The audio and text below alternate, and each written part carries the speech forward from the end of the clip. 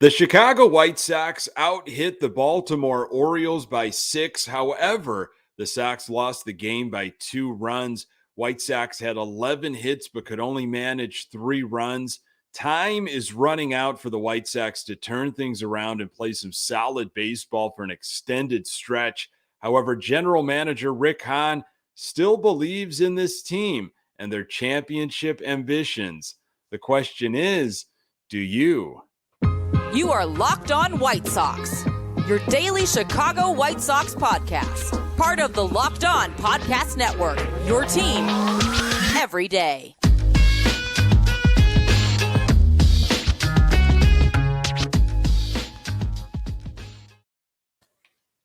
Hey, Sox fans, welcome to Locked On White Sox. Thank you for making Locked On White Sox your first listen each and every day. We're free and available on all platforms. Follow us on Twitter and Instagram at Locked On Sox. Also, subscribe to our YouTube channel.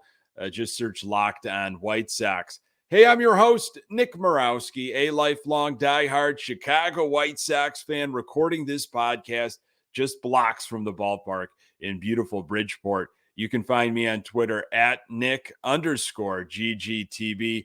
Really appreciate you letting me steal some of your time to talk White Sox. Locked On White Sox is part of the Locked On Podcast Network, your team every day. The Chicago White Sox finally hit a home run, but failed at the little things. Dylan Cease had one bad inning, but that is all it took. And does Rick Hahn really think this White Sox team can win a championship this year? State of our White Sox, they are 62-61, chasing the Cleveland Guardians, of course, in the AL Central. They have announced a makeup game for that postponed game from the series finale this past Sunday. Sox will play the Guardians on Thursday, September 15th. That'll be a day game. There are 39 games left in the season. Time is running out for our White Sox as they lost to the Baltimore Orioles 5-3 Tuesday night. Some things before the game to get to. Scott Merkin, who covers the White Sox for MLB.com and has been doing so for a long time, does a fantastic job. He comes out with these newsletters once a week, and he has this on the White Sox website, and he was tweeting about his time spent talking to Rick Hahn recently, and Rick Hahn spoke about Jose Abreu and about this current White Sox team, and this is what Rick Hahn had to say about Jose Abreu, who is leading the American League in hits and is second in the American League in batting average. This is what Hahn said. Hopefully, after some celebrations down the road this fall, we'll address what the best path going forward is. But Jose has been fantastic for us, not just this year, but his entire White Sox career. Obviously, Jose Abreu will be a free agent after this season. On Abreu's 2022 season, Hahn said, "I've certainly been impressed. He's cut down the strikeouts, increased the walk rate, not generally things people would have projected for his age, which is 35 years old this season. And he just continues to show you what a quality player he is." Now it gets really interesting as Hahn started to talk about chances for postseason play for the White Sox. This is Hahn. "I still think we are fully capable of winning a championship. Absolutely. There was some concern that last year's team jumped out to too great of a lead and sort of coasted in the second half. And when we got to the postseason, we had a little trouble flipping the switch and getting back to that high level of competitiveness. This year, we are going to be tested all the way throughout. If we are fortunate to pull this thing off, then we are going to enter the postseason having been battle tested and fully prepared for the challenges of October. We'll see if that puts us in a better spot." After watching this team, especially the last 2 games, it is tough for me to read some of these comments with a straight face. Fully capable of winning a championship? Absolutely. I don't know about that. Maybe AL Central if they can get hot, but still, I struggle to say that with a straight face. Prior to Tuesday night's game against Baltimore, the White Sox placed right-handed pitcher Michael Kopech on the 15-day injured list with a left knee strain, and recalled left-hander Tanner Banks from Charlotte. We saw a little bit of Banks in Tuesday night's game. So it's not the hamstring that Tony La Russa kind of alluded to on Monday. It was definitely the knee. Still shaking my head on how Michael Kopech was allowed to start that game after what was witnessed during warmups. Hopefully it's a quick turnaround. He gets the treatment, and it is just 15 days, and he can come back strong. Speaking of pitchers, Johnny Cueto, I don't know if you saw this, but recently was named American League Player of the Week, not pitcher, Player of the Week for the period of August 15th through the 21st.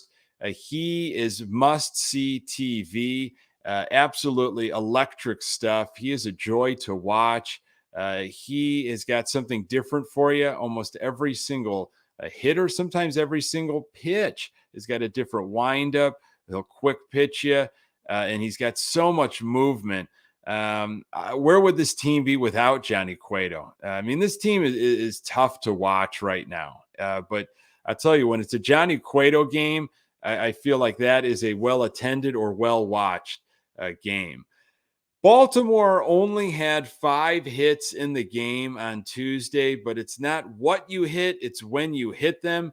And Dylan Cease had to be perfect, but proved to be mortal yet again. More on that in a moment. You're hanging out with some friends and putting back a few drinks. A few becomes a few too many. As the evening comes to an end and people start to head out, you think for calling a ride. Nah, you live nearby. You can make it home okay. It's no big deal. What are the odds you'll get pulled over anyway? And even so, what's the worst that could happen? Your insurance goes up, you lose your license, you lose your job, you total your car, you kill someone. Everyone knows about the risks of drunk driving. The results are tragic and often deadly. However, that still doesn't stop everyone from getting behind the wheel while under the influence. That's why police officers are out there right now looking for impaired drivers on our roads to save lives. So if you think you're okay to drive after a few drinks, think again. Play it safe and plan ahead to get a ride. It only takes one mistake to change your life or someone else's forever. Drive sober or get pulled over. All right, Dylan Cease is having an amazing year. The numbers are there, historic in a lot of ways. Outstanding ERA, a great ERA on the road. He's chasing a Cy Young Award, which would be a first for someone in the White Sox organization since 1993 when Blackjack McDowell did it. A bit of a rough inning for Dylan Cease, but maybe uncharted waters. The White Sox had a lead. We'll talk about in a little bit. So it gave Dylan Cease run support early. Must have been a weird feeling to have run support this early in the game. How was he going to handle it? And it was a bit different. He wasn't as sharp as I thought he would be. Infield single right out of the gate. Then a walk, trouble brewing, sac fly. So you got runners on the corners with 1 out and 16 pitches on Dylan's arm. Next batter, Mountcastle takes Dylan Cease deep for a 3-run home run to center field. And there goes that early White Sox lead. It's 3-2 Baltimore. Still just 1 out, and Cease is now at 26 pitches. He was able to escape the inning without any additional damage, but a lot of pitches with a taxed bullpen from Monday's game against Kansas City. Second inning, still having some trouble with his location. Ethan Katz went out to check on him, which is something that Ethan Katz has been doing quite a bit for a lot of the starting pitchers. Early check-ins when things start to go a little off. But definitely, Cease was not on pace for a big inning like the first inning. He gets back-to-back strikeouts to end the second. In the third, it's the top of the order once again. How will Cease manage things the second time through? Cease and Zavala very frustrated with home plate umpire, as were some of the Sox hitters. Cease looked rattled and visibly upset. Got some outstanding defensive help from Abreu, who orchestrated an unassisted double play. Dylan Cease had 60 pitches after the third inning. Orioles in the fourth had 2 hits entering the inning. Not what you hit, but when you hit it, of course. A strikeout, flyout, strikeout. Cease was definitely settling in there in the fourth. Fifth inning, he had 72 pitches on his arm to start the inning, got 2 outs with 3 pitches, a very nice 1, 2, 3. And then came the sixth. There was a leadoff walk to Mullins. He's a speedster, and speed kills. Mullins, a definite threat to steal second in a 1-run game. After multiple pickoff attempts, Abreu missed one of Cease's offerings, and Mullins was able to get to second with only 1 out. Santander muscles 1 out to center field, and it's more than enough for Mullins to come around and score. 4-2 Baltimore at that point. Orioles making it look easy to score runs with runners in scoring position. Here you got Mullins. He's able to get to second with only 1 out, and all it took was just a little single into center field, and Mullins comes around. Dylan Cease departed, and Ronaldo Lopez entered. There were some dramatics, but no other runs scored in that inning. Cease's final line, 5 1/3 innings, 3 hits, 4 earned runs, 3 walks, 4 strikeouts, and a home run. And it was a biggie. It was that 3-run home run from Mountcastle in the first. Cease's ERA, 2.27. Seventh inning, Justin Diekman. You got to hold the Orioles here. Sox scored in the top half to make it a 1-run game. Baltimore gets a 1-out double. Probably should have been a single, but Baltimore and most other teams will take every opportunity to run on White Sox right fielders because they are not really right fielders. Plus, Hayes was running hard out of the gates, which can create those types of chances. So 2 outs, man on third. Diekman departs, and Lambert comes in, and he quickly gives up an RBI single to Mateo. It's 5-3 Baltimore. It's amazing watching other teams produce with runners in scoring position. It's so simple for them to be able to get those runs home. Eighth inning, Banks enters. Baltimore only has 5 hits at this point, yet they had 5 runs. It was a quick 1, 2, 3 inning. The bullpen, they were asked to cover some innings there, 2 2/3. It wasn't a horrible effort, but teams, again, it doesn't have to be a 2-run home run, a 3-run home run. They figure it out. They get runs in. It'll be interesting to see how our bullpen can handle things, because I'm not anticipating a long outing from Lucas Giolito, but hopefully he proves me wrong. White Sox have been painful to watch when there are runners in scoring position. I'm going to tell you why it may only get worse. More on that in a moment. BetOnline.net is the fastest and easiest way to check in on all your betting needs. Find all your favorite sports and events at the #1 online source for odds, lines, and games. Find reviews and news of every league, including Major League Baseball, NFL, NBA, NHL, combat sports, esports, and even golf. BetOnline continues to be the top online resource for all your sports wagering information. From live in-game betting, scores, and podcasts, they have you covered. Head to BetOnline today or use your mobile device to learn more about the action happening today. BetOnline, where the game starts. So heading into Tuesday's game, there was definitely a home run drought for our White Sox. You might have seen this on social media. But several years ago, back in 2020, remember that year? No fans in the stadium. In 2020, the Sox, they hit a lot of home runs. At this time, August 23rd, 24th, Sox were being celebrated for hitting 27 home runs in 7 days.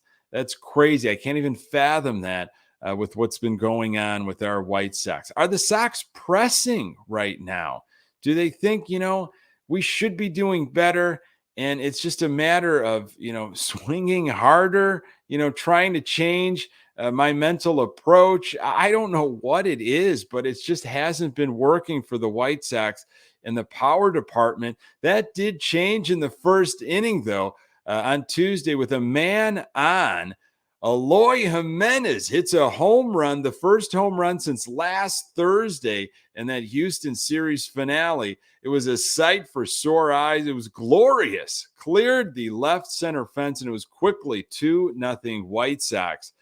Second inning, Gavin Sheets, the hometown boy, leads things off with a single through the shift instead of one of those excuse me dinks opposite way. A couple of infield flyouts, then Zavala flied out to right field, so nothing doing in the second. Third inning, Sox had 2 on with only 1 out for Abreu, who was 17 for his last 31 coming into the game, hitting .548 during that stretch. But Abreu struck out on one of those sweeping breaking balls that he just can't lay off. Moncada grounded out to first to end the inning. Started to have some visions of that Cleveland game last Friday. That was the first game of the series when the Sox scored 2 runs in the first and could not do anything after that. Fourth inning, Gavin Sheets leads things off with a little excuse me opposite field shot, his second hit of the game. Can the Sox take advantage of a leadoff runner? Get them on, get them over, get them in. Nothing doing. Fifth inning, Luis Robert destroys a breaking ball to left field for a leadoff double. Looking for 1 run to tie at this point. Eloy walks, 2 on, nobody out for August Abreu.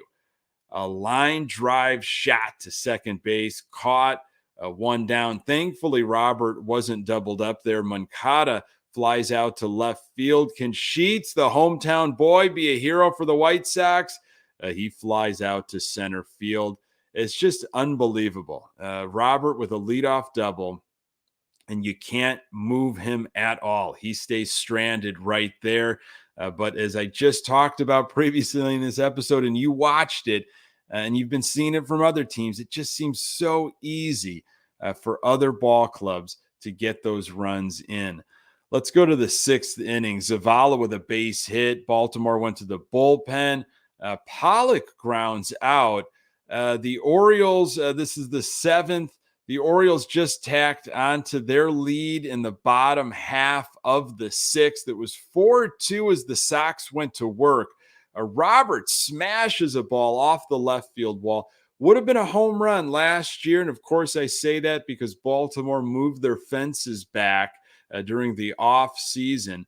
Robert posed at home plate, thinking he had a home run. Steve Stone had some fun with this one, but ends up with just a double. Can Eloy Jimenez have a productive at-bat? No, he grounded out to shortstop. Robert can't advance. Abreu with a ground out, but Robert is able to get to third. Got to get this run in. You absolutely have to. Baltimore went to the pen and brought in a lefty. Moncada hits right-handed. After a 10-pitch battle, Moncada drew a walk. Then Andrew Vaughn pinch hits for the lefty Gavin Sheets, and Andrew Vaughn ripped a single up the middle. Sox make it 4-3. Moncada at third. Elvis Andrus has a chance. He can't come through, though. End of the inning. 8th inning, Zavala with a 1-out double off that wall in left field. Pollock gets him to third on a hustle infield single. You got runners at the corner, only 1 out. Robert struck out on a slider. Eloy was hit on the elbow, left elbow padding with a 102 mile per hour fastball. He came out of the game. You got bases loaded now with August Abreu up. You can't ask for a better situation. He works a full count, and Orioles reliever Bautista is throwing 101, 102, 100 miles an hour. It's crazy. Abreu swung at ball 4. at his nose, end of the inning. In the ninth, Sox needed 2 to tie, but you got Moncada flies out, Andrew Vaughn with a strikeout, and Elvis grounds out. Sox offense, 3 runs, 11 hits, 4 walks, 6 strikeouts, 3 extra base hits. Runners in scoring position, 2 for 13, with 13 runners left on base. Not sounding like championship caliber baseball to me. Lucas Giolito is now tasked to be the stopper for the White Sox.